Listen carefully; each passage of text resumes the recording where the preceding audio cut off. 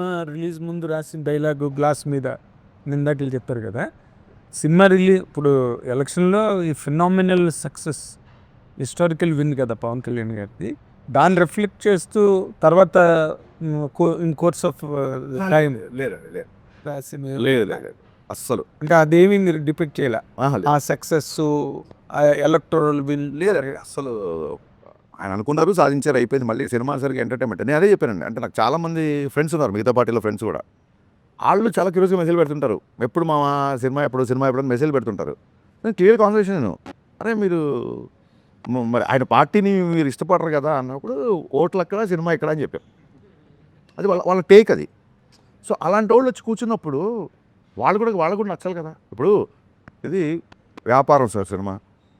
మనం ఎంత కళాదృష్టితో చూసినా ఏం చేసినా end of the day cinema అనేది బిజినెస్ చేసేవాడు నేను నీకే ఇస్తాను సరుకు, నీకు ఇవ్వను, నువ్వు రావసరం లేదు నా దగ్గరికి అని ఎవడంటారు చెప్పండి.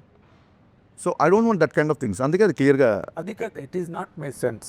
మిమ్మల్ని అడిగి అంత హ్యూజ్ ఫినామినల్ ఎలక్ట్రల్ విన్ మీద ఆ థియేటర్లో కూర్చొని సినిమా చూసేటప్పుడు ఫాలోవర్స్ కానీ అదర్వైజ్ పీపుల్ కానీ ఎవరికైనా పవన్ కళ్యాణ్ గారిని చూసినప్పుడు ఈ looks like a vector screen మీద చూసేటప్పుడు. ఇంక దాన్ని ఎవరు మార్చలేరుగా.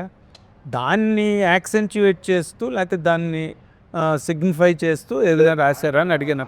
It does not mean that you should ఆయన పొలిటికల్ సక్సెస్ని గ్లోరిఫై చేసే డైలాగ్ సినిమాలో లేవు. క్లియర్గా మీరు అడిగిన క్వశ్చన్ ఆన్సర్.